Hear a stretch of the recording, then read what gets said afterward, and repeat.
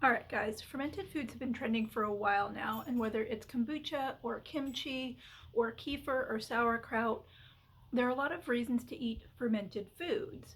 But now that fermented trend is hitting the supplement market. And today's question, is it worth it or is it a waste of money? Specifically related to fermented zinc. Now this caught my eye earlier as I was surfing the web, and it really hit me because number one, you can't ferment zinc. Zinc is an element. Elements can neither be created nor destroyed unless you have a nuclear reactor or you are in the core of the sun. That's why they're elements. So zinc is not fermentable. And this drove me on a deep dive into the science behind fermented zinc, what even that means, and again, is it worth it or is it a waste of money? I'm Dr. Brenna Murphy. I'm the Lazy Naturopath, and I'm here to share with you my tips, tricks, shortcuts, health hacks, and a lot of this comes down to saving you time, saving you energy, and saving you money. Making sure that when you are investing in your health, you're investing in a way that pays off and isn't just a marketing trend. So before we get into that, let's just talk about zinc in general, because the first question is, do you even need to be supplementing zinc? And what does zinc do in the body? Now, zinc is a nutrient that is critical for almost 3,000 different enzymes in your body. And it affects everything from the very outside of our body all the way into the inside of our body. So starting with our eye health, our hair, skin, and nails, our bone health, our gut health, even how we digest foods, including carbohydrates, and even how we respond to blood sugar. And then down inside our cells, zinc is important in DNA and RNA reproduction, so as we do cell division, and then maintaining the DNA and RNA in our cells and protecting them from damage. So zinc is super critical for us, and you've probably heard way more about zinc than you ever have over the last couple of years, because fast, healthy cell reproduction is an important part of our immune response, and so zinc is something that boosts immune response in a healthy way. So yes, we need zinc for so many things in the body. All right, so we need zinc. Do we need to be supplementing zinc? Do we get enough from our diet? And research shows maybe if we eat enough foods. Now, zinc is more absorbable from animal protein, and animal protein actually helps zinc get absorbed into the body. Plant-based foods have something called phytates in them, which tend to block the zinc absorption, so even if you're eating it, it doesn't necessarily get in. And research from Oregon State University does show that about 12% of people are zinc deficient, and if you're looking at the elderly population, that's up to 40%. And as naturopaths, we're always looking not just at deficiency, but optimization. So I couldn't find any good numbers on how many people are suboptimal in zinc, but based on people's health and immunity, we can guess it's a decent number. All right, so zinc is super critical for the body. A lot of people are probably suboptimal. I wish I could find really specific research around that, but especially going into winter and cold and flu season, it doesn't hurt to boost. Question number 3 is, how much zinc do you actually need a day if you are going to supplement? Now, the recommendations are pretty steady on this, that it's recommended that you supplement anywhere from 20 to 30 milligrams of elemental zinc a day, with 50 milligrams a day being the maximum. You can actually have zinc toxicity if you take too much zinc. And nutrients are kind of funny in that the symptoms you experience if you don't have enough are also often the symptoms you experience if you have too much. So zinc is really important for tasting and smelling food, but if you take too much zinc, you can actually not be able to taste or smell food well. So 50 milligrams a day is definitely the maximum of elemental zinc a day. And again, if you're working closely with a naturopath or a different holistic practitioner, they may take you through a higher zinc protocol short term, but that's definitely not something you should do on your own. So, zinc's important. You probably could do some supplementation. We know how much elemental zinc you should supplement. What's the best way to get it? And this is where the fermented zinc comes in. Like, is fermented zinc actually the best way to get a zinc supplement for your body.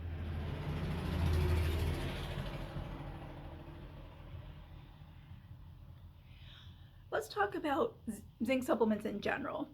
So zinc is a metal, and it's a cation, which means that it tends to hang out in the body or in the universe in a +2 state, meaning that it tends to have a +2 charge.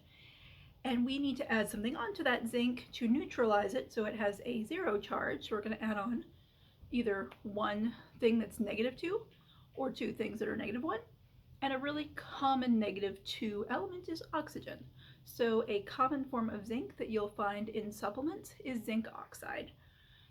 Now the pro of zinc oxide is it's a super stable form of zinc, meaning it's really affordable for companies to put in their supplements.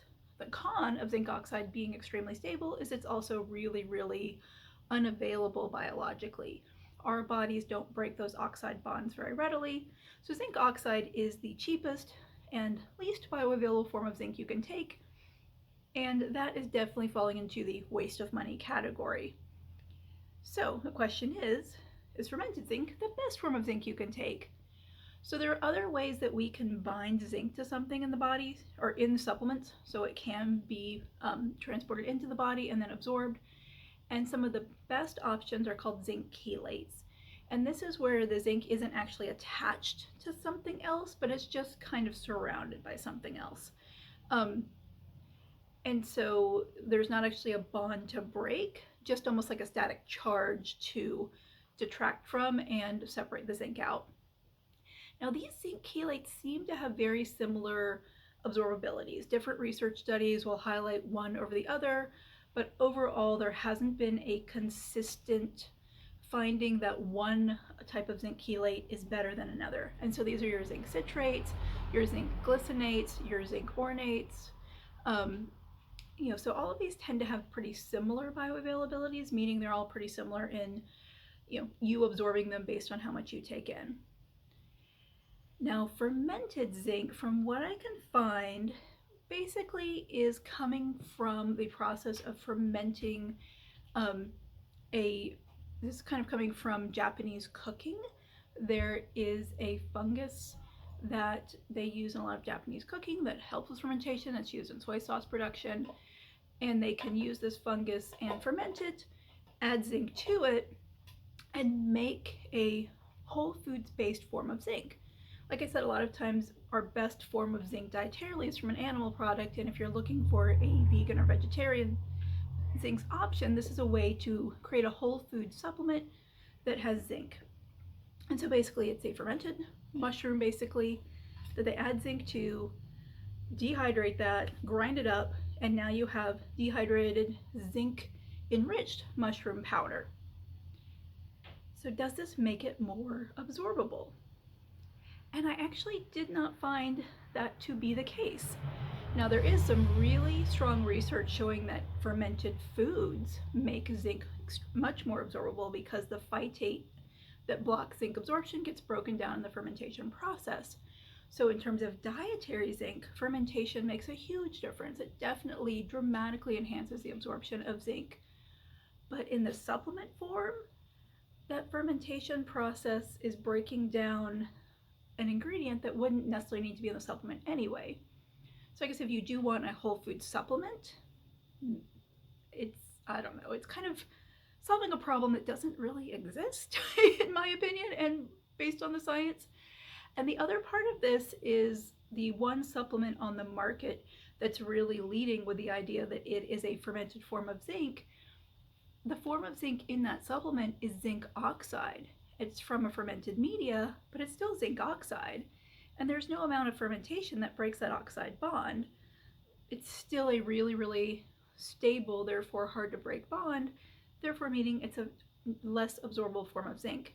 Now this company does claim that fermented zinc is 1.6 times more absorbable, or 1.7, but I could not find on their website or on any of the research sites I looked at any correlation for where they got that number from.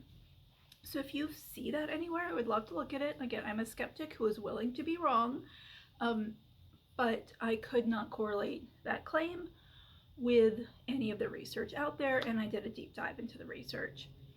Now, another piece of this is amount of zinc. So again, remember the amount of zinc you want to take is somewhere between 20 and 30 milligrams of elemental zinc a day. Now, zinc oxide is 1 zinc plus 2 oxygen.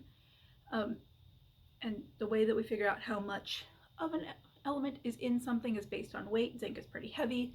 So 80% of zinc oxide is zinc, but in the specific supplement, it's 15 milligrams of zinc oxide. So we're looking at 12 milligrams of elemental zinc, which is about half the amount recommended for actually raising zinc levels in the body.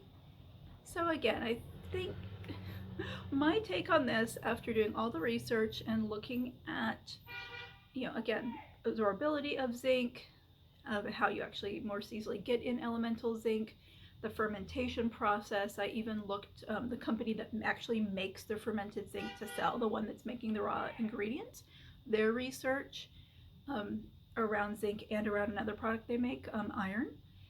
None of it actually showed increased absorbability. With the iron, it did show decreased digestive health, or decreased digestive discomfort, which is a known issue with taking iron supplements. It's a slower release of that iron, which can be super useful, but not actually better absorption.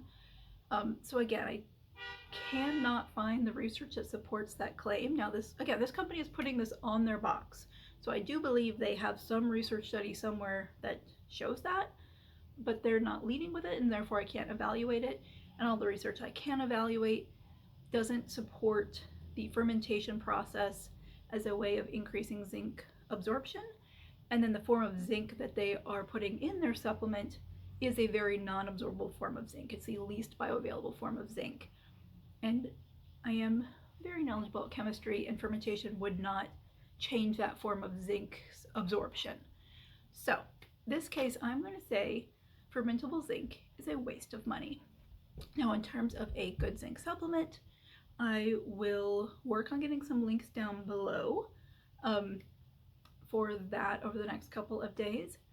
But this is my first worth it or waste of money, and the conclusion is waste of money. Just get a zinc chelate, citrate, glycinate, ornate, and those are all good. And I will see you tomorrow for day 14 of our 100 days of 1%. All right, guys, hope this was useful. Hope it saved you a little money. I hope it saved you some research time. And I will see you later. I'm Dr. Brenna Murphy. I'm Lazy Naturopath. See you tomorrow.